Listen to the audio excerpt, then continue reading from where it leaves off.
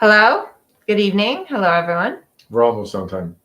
We're right on time. It's 6 p.m. Now it's 6:01. Tonight we are talking about contact, connection, all those good things. I'm doing a contact and connection webinar on Sunday. So if you haven't signed up yet, please sign up. And 30 Days to Round is starting soon. So it's like a whole month of round and contact and connection. By the end of the month, everyone's horses are going to be supple, soft, and correctly using their top line. How about that? It's a good goal. It's a good goal. If I could start riding my horse, then that would be even attainable. But we'll see how that goes. Yeah, have to start with some groundwork. So we have some questions to answer. We're going to be talking about 30 Days to Round. We're going to be talking about, what else should we talk about? I'm just your sidekick. I'm here for color commentary. Okay, then. Well, before we went on live, we were having a discussion about what is the difference between contact and connection, and can you have one without the other, and why do we have all these different terms that are so complicated and confusing? And because on the training scale, it used to say contact before it said the connection. Yes. And now I they've wonder changed why it. they changed that. That's what I was trying to get to, except then we ran out of time for that conversation. That's interesting. So yeah, if you think about the training scale, it's rhythm, suppleness, connection. But it used to be Contact. Didn't it used to be rhythm, relaxation? Yeah, then they said that And then rhythm, you contact? couldn't have relaxation if it wasn't rhythmic. So then they said that rhythm incorporated relaxation. So they bagged it because it used to be rhythm and relaxation, and it used to be actual sentences, and now it's just one word. Now it's just bullet points. Yeah. But anyways, so what is the difference between contact and You just told me connection? that contact is just from the elbow to the mouth. And I mean, I think about it as just taking the slack out of the reins. Yeah. So you take the slack out of the reins. You still have to be elastic, but you take the slack out of the reins so you can feel your horse's mouth, and the horse can feel your hands. So contact comes first, and then connection is like the whole body. The horse starting to work through and come to that contact. Like the hind leg through the back into Over the back, mouth. through the mouth. And yeah. I think of connection as like the flow of energy and it's also like that's what becomes really special about riding is that flow of energy and like the partnership and the connection in the sense of like, like the voodoo. Yeah. The voodoo. Yeah. So anyways, we're going to be talking about that on the webinar. Well, I'm going to be on Sunday, but for me at least, the connection is the hardest part for me. Like figuring out how to get the horses really supple and soft and even in the contact. And I don't know. Do anyone else struggle the most with contact and connection? Because like you can put your legs on and then they just go. I mean, that's easy. They go fast, they go slow, but they're going. But then that whole how much for the contact to keep them supple, to keep them balanced and not let them on the forehand, but not too much that they don't get behind your leg. It's the right amount. And then every horse is different. So like some horses are heavy and pulling. And like it.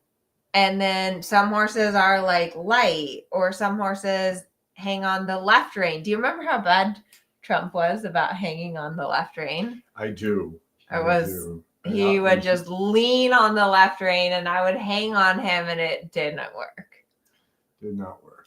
But it is puzzling. How do you get your horse in this frame and like using their top line and collected and all this stuff without holding them and still maintaining the softness and the suppleness and the flow of energy? I think is not so easy. We could ask what's his name? Justin Bearboom? What's it?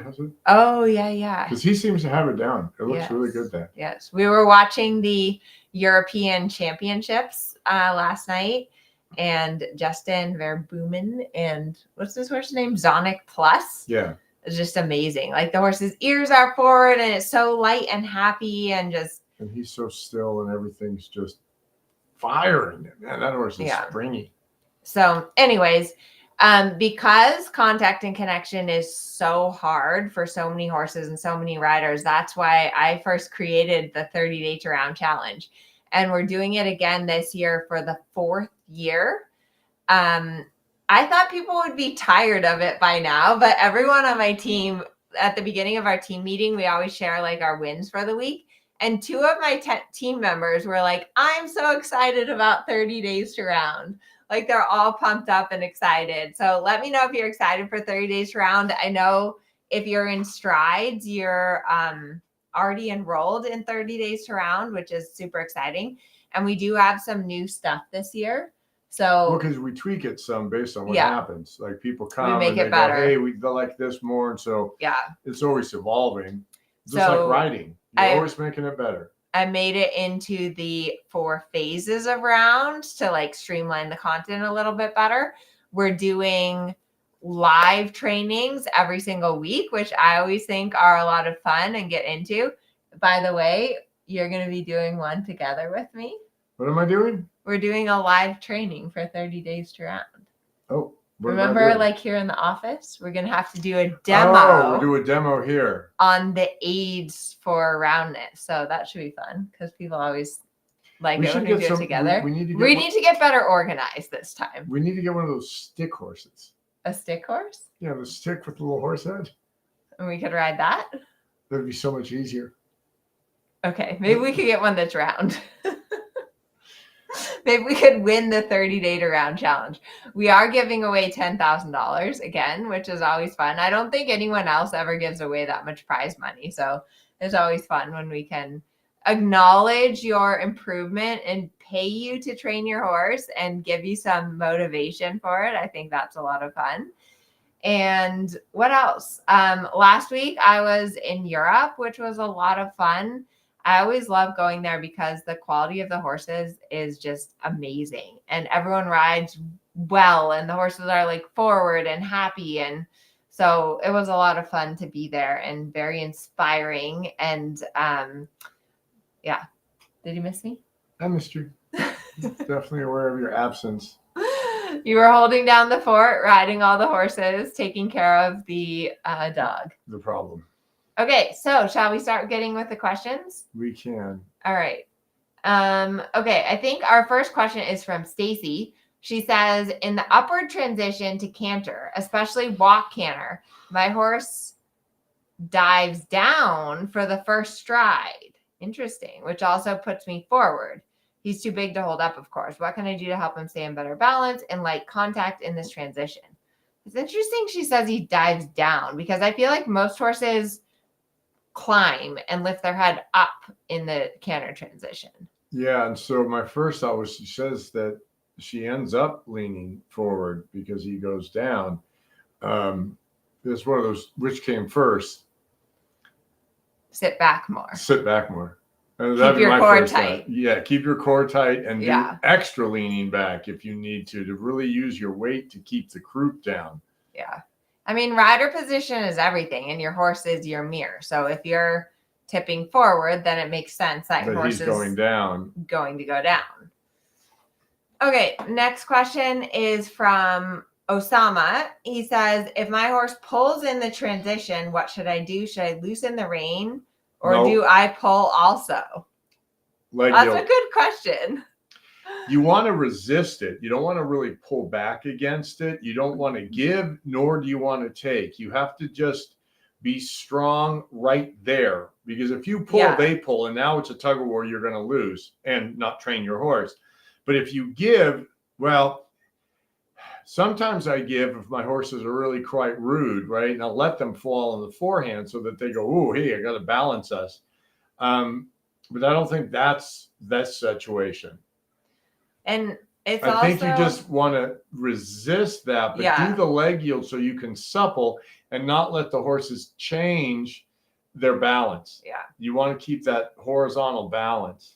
I mean, that's the hard part is that horses are stronger than us and we don't really want them to find out that they're stronger than us.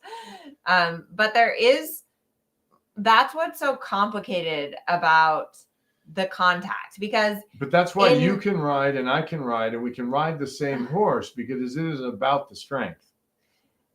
Like there's this mental thing I think in all of us, which is I'm going to hold until my horse gives, right? Like, because you think pressure and release. So I'm just going to, that's what I used to do with Trump. I'm just going to hold the left rein until he gives. They never give. I heard that too. And if you're in a Western spade bit, you can do that. But you can't. I mean, I heard that growing up. Oh, you just hold till they give. They don't ever give. You have to supple. Right. You have to bend and yield and get into their body. And also remember that whatever you feel in your hand is a reflection of what's happening in your horse's body. Like, why do we want our horses to be round? It's not just about the pretty neck. I mean, no, it creates the musculature to support the work we're asking to do. Right. It gets the hind end engaged and under. It lifts the back up. It makes the horses more maneuverable. It makes it so that we can bend them and turn them and ride forward and stop and ride transitions and all of those things. But that's the hard part, is really getting the hind end under and the back to come up, right? Yes. Stacy followed up with her. He says he plunges down. So trot, halt, trot, halt, trot, halt, rein back, trot, trot, halt, get him collected, get him engaged underneath, and then go from trot to canter when you've got more weight on the hind legs. Okay. Barb says how to really feel the correct amount of contact and the correct round frame from the saddle. So what is the correct amount of contact? I think it's this. That's the goal. The weight of a soda can. Like you want to be able to feel your horse. If you can't touch the reins, then it's not good. Like you can't control your horse. You can't bend your horse. You can't turn your horse.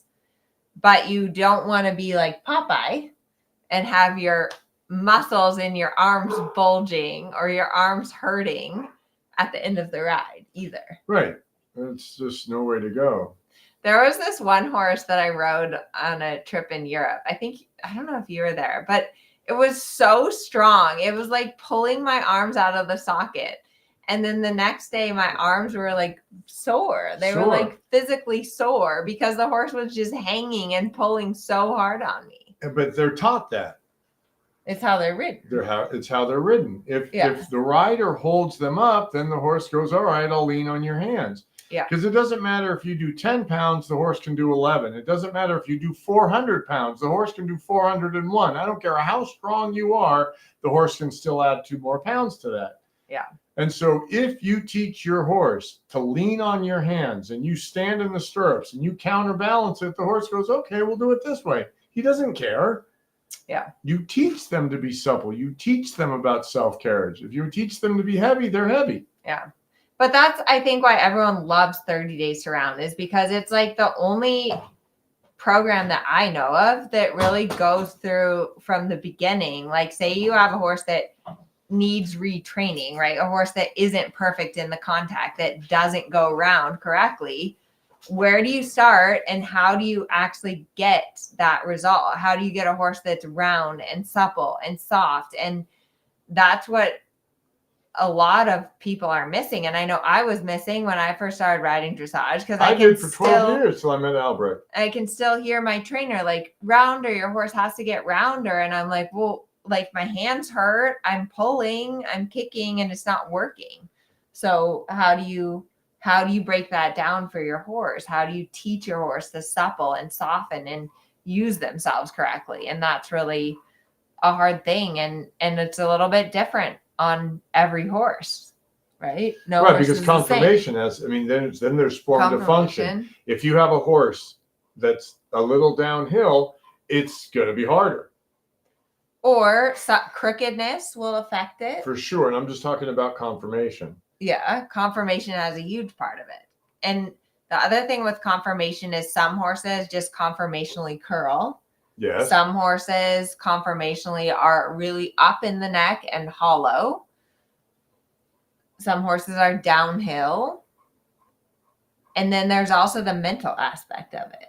I mean, like roundness requires a mental change in your horse. It requires a relaxation and a giving in. Right. For your horse to really go around. That submission is a willing subservience. It's not this truckling subservience. The horse is like, all right, I'll do it your way, no problem. Not that they're beaten in the submission, they just don't care anymore. But that's also why we ride our horses round, is because I don't know about you, but I don't really like to get on a horse that has its head like straight up in the air and it's all stiff and you can't get it round, because then you feel out of control. Yeah. It's not a good feeling. They're not on the edge when they're not round. Heads up, backs hollow. Next thing you know, you're across the state line. Yeah. And on the flip side, when they are soft and supple, it's like, it's a comforting feeling. And it feels good for them too. They're like, oh, you have this. Yeah. Well, not to mention that also then their back is up and it's a nice place for us to sit on them and all of that. Okay. Moving on. Next question is from Kristen. She says, why does my horse curl behind the vertical in the stretch trot? This is a good question. Is this usually a symptom of lack of engagement if it generally isn't present throughout the ride? It's a good question because it comes up in the judges forum all the time. Is that actually a stretch if the horse just drops its neck and it has the same position of the head, or is the stretch when the neck goes down and the nose comes out? So the nose does have to come out. So it's a function of getting the horse supple diagonally through, and also that those hands move forward and the horse actually comes through to the bit. Yeah. But it's that diagonal throughness that's going to help you get the nose out. And a lot of people have trouble just making the reins that long. Yeah. And it's like, I know with Christine and Yo, when I would ride with them, they would say that you want your horse stretching with closed up hind legs. So you want the feeling like the hind legs are really under and the back is up and then the neck is stretching out. And so a lot of times if your horse is curling or if you can't get the neck to stretch out, it's because you don't really have the hind legs closed up. And like Herman was saying, that inside leg to outside rein connection is going to help you to get that so that you can then get the nose more out. But also outside leg to inside rein. I will say, though, that some horses just curl more than others. And I think people think that we're like forcing horses there. And there's such a thing about behind the vertical, but some horses just go there more naturally than others. Like going back to conformation. For example, Mercurio, the gray horse that I ride in a lot of the videos, he's a PRE and he's built like very round. He's a round dude. He's a ball. Like he comes out of the stall and he's round. And then all you have to do actually is make contact and he goes bink. Right. Or sometimes he does this weird thing where if he has like an itch on his chest, he'll just like go like this. And just bring it all the way, his chin all the way to his chest. But it's not like I'm pulling him or forcing him. So it's definitely some horses curl, some horses are hollow. So let me know in the chat, what is your horse? Does your horse have a tendency to curl or does your horse have a tendency to hollow? And neither one of them is great. Like they both have their thing, because horses that curl, you can't really get the hind end under. It's harder. Horses that hollow, you can't really get the back. Round, you can't get the back up. Yeah. So, and then there's those horses also that are fussy that will like do both things. Right. They just keep moving their head around. They're like, no. I won't let you keep me here steady. So it's a process. All right. Brianna says, I have a really lazy horse. We've been working on forward and response to my leg. It's been a slow process, pun intended. I haven't been asking for any frame, but I do vibrate the inside hand with my inside leg aid to try to get him to look in the direction that we're going. But the second I touch the rein, he slows down or sometimes stops all momentum. Any advice? Firecrackers, make him go. I don't think we should light off firecrackers in the arena. I veto that. Okay. No firecrackers. Maybe your age should be like a sharper. Little, yeah. But it is forward first. Forward for it's like trying to drive your car from your house to the airport. If it's not going, if it's not moving, you're never going to get there. Yeah. You got to go. And then maybe sometimes with horses that are really lazy is like mix it up, like go out on the trail, put some cavaletti in, try to do some different things that might motivate the horse to go a little bit more forward. I think that could also be helpful. You think that's a smiley face for my firecracker? I'm hoping. Definitely. Or for my vetoing of your firecracker. Yeah, maybe just for the veto. Okay. Okay. Annie says, how do you not fall apart in the corners? Rhythm, roundness, contact, my balance and position. My girl is 23 and on the lazy category. Although you should have seen her doing zoomies the other day in her pasture. Okay, so corners. What are our advice for corners? Really pay attention to the line of travel and don't let the rail turn your horse, even though because if you're losing it in the corner, my guess is your precision is going away. You've got to keep your hands and feet on either side of the line and your horse's spine on the line. And that you're riding the hind leg forward onto that curved line and not letting because I see it a lot. People ride into I got to ride a deep corner. And then the horse is digging its way out of the corner. Yeah. Yep. So really pay attention to the geometry. And so I would recommend, especially with an older horse, like 23-year-old horse, you need a long warm up. And for the warm up, you really don't want to go into your corners. You want to just do like 20-meter half circles. Yeah. You don't really want to go into the corners. Don't ride the corners really. And then as you move up the levels, you go deeper and deeper into the corners because your horse becomes more engaged and collected and supple and balanced. But that's something that you have to measure and always think that rhythm is first, right? Rhythm is the base of the training scale. So you have to maintain the rhythm. If you can't go deeper in the corner, then rhythm is the number one priority. I will say though, that I've had horses that use corners as like evasions, or they've been ridden so deep into the corners that they kind of get sucked into them. Well, there is a magnetizing effect of the rail, right? Yeah. But a lot of that is just a lack of attention to detail. Yeah. And sometimes what I find helpful is accelerating a little bit before you like right when you come to the corner, make your horse go faster. Because if they always get to slow down in the corner, then the magnetizing effect is greater. Right. So you know how. But if you push them faster, but they're not steering the line, now they're driving them into the corner. You've got to steer. Yes, steer and keep the tempo. Yeah. Or sometimes what I'll do is I'll make them accelerate a little on the short side, like corner, speed up, corner again. Yeah. Make them go faster where they don't expect it. Because every horse, when you get down the long side, they're like, okay, now we're going faster, right?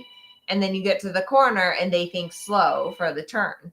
And so sometimes you have to change that up where you think, no, go faster in the turn. And slow on the out when you come onto the long side. Then you can balance it. And as you get close to the corner, drive it. But again, you have the accuracy of the school figure. Yes. All right, everyone. Those are all our questions for tonight. There weren't too many questions. So we're good. So make sure to come to the Contact and Connection webinar on Sunday. I'm really looking forward to a month of focusing on roundness and connection and hopefully helping you a lot with your horses to get them a little more supple. And we'll see you next week. And hello, Genevieve, I think. She's from Montreal. I'm going to tell Richard we had a fan. Because my friend Richard is from Montreal. I see him on Tuesday. So I'll tell him we had a fan from Montreal.